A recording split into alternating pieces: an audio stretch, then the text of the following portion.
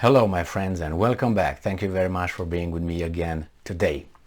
Well, we have one of the most fantastic leaders that ever lived on planet Earth, and his name is Erdogan.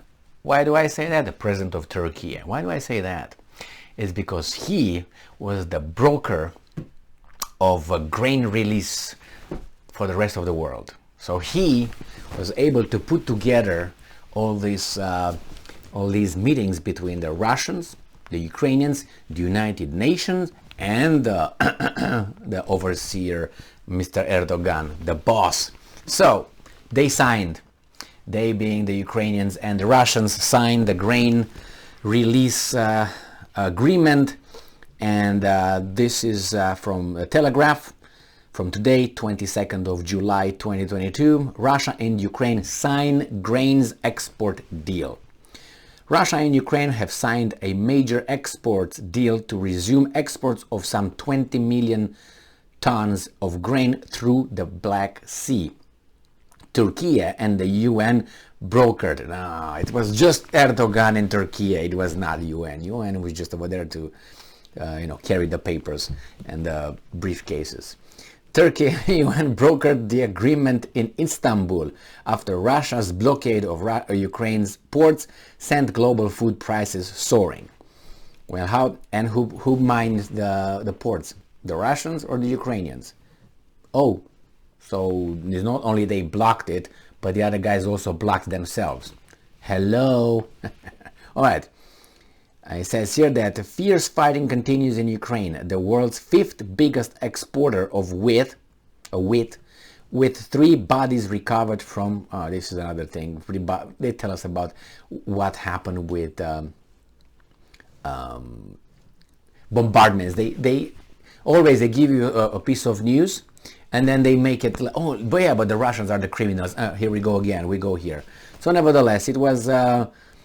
It says that the grains export deal was signed by Alexander Kubrakov, Minister of Infrastructure of Ukraine, the UN Secretary General Antonio Guterres, and obviously it was, what's his name, Erdogan, who was, he promised the world good news. All right, he did what he had to do. The reality is that he made this happen with the help of the other parties involved, obviously, but nevertheless, what do we have? I have another article yesterday where it said that actually the Ukrainians will demine military mines or take them out from the water, the ports, first. Secondly, the Russians promised under the signatures and blah blah blah they will not attack and land in those ports, which I always said I don't think they have any intention to conquer or do anything to Odessa. I don't think Odessa is too much Russian. I think it's mostly Ukrainian from what I read and from what I knew all my life. So yeah, there are some Russians, but there are some Romanians too, there are some Jews too, there are some Tatars, there are many other Turks and many other groups over there. So these guys demine their ports, the other guys promise not to attack the ports. Then it's gonna be the Russians will check the navy, the ships going in and coming out of the ports, so they don't have ammunition. The Ukrainians will obviously load and get the transport ready. United States, no, those are out. United Nations are just going to be involved with observing all these things to occur as per the memorandum or whatever, the paper they signed, the agreement.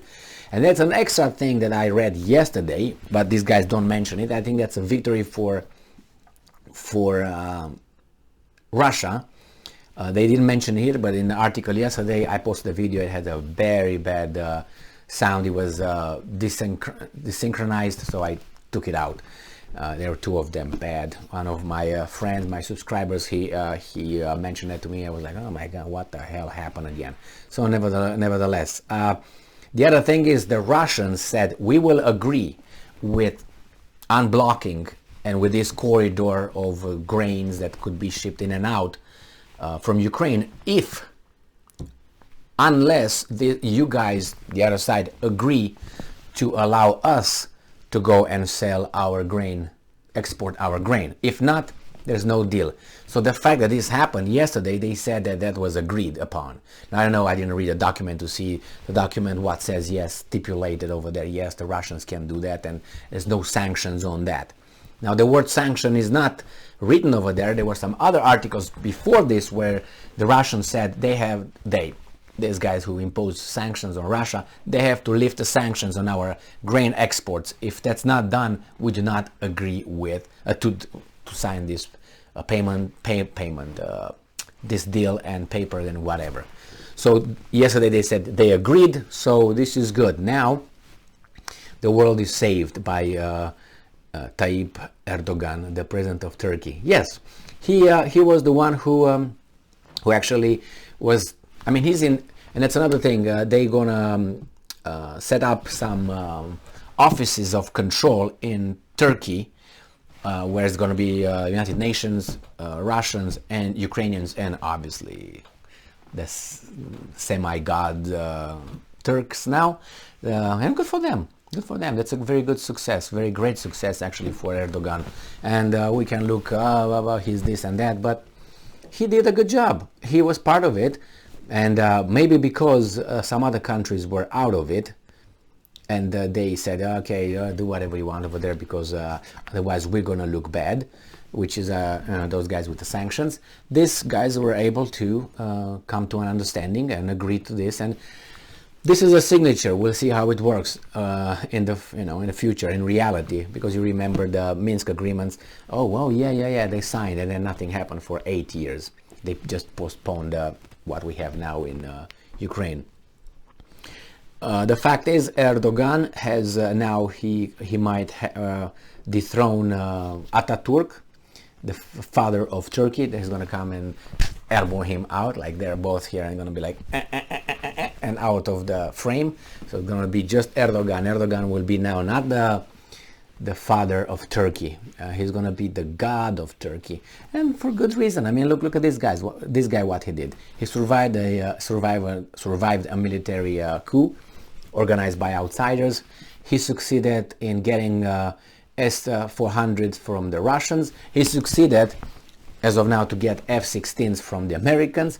He succeeded in doing whatever he wanted with Finland and Sweden NATO saga, and he said if these guys do not follow through, we will block them. But that's up to the parliament in Turkey, not to him to a certain extent. So I don't know if he would be able, because if you pay enough parliamentaries, then it happens like in Pakistan with Imran Khan. Vote of no confidence and out. All right, thank you very much.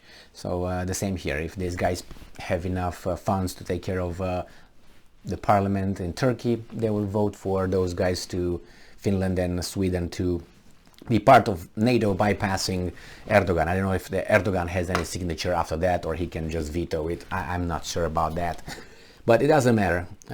He's got some balls. He played hard. He's a courageous leader. He might be, rude or however you want to perceive this guy, but he's not over there to be an entertainer. He's over there to care for his people and nation. And it seems like he's doing a good job. Yeah, Emil, inflation is 80% in Turkey. Well, we have some weasels who work on that too, I mean, if we go by this, we can say, okay, North Korea is starving. Yeah, and why is that? It's because they're just incapable. Or, Iran is having inflation. Why? All these sanctions and all that BS. So it's not that the nation is just, incapable. There are the people who look at Cuba. Do I need to mention Cuba now? Embargo and all that. How do you want it to develop under all these circumstances? Nevertheless, good job, guys. Thank you very much for being with me again today. Stay strong, stay smart, look for the truth, and be just.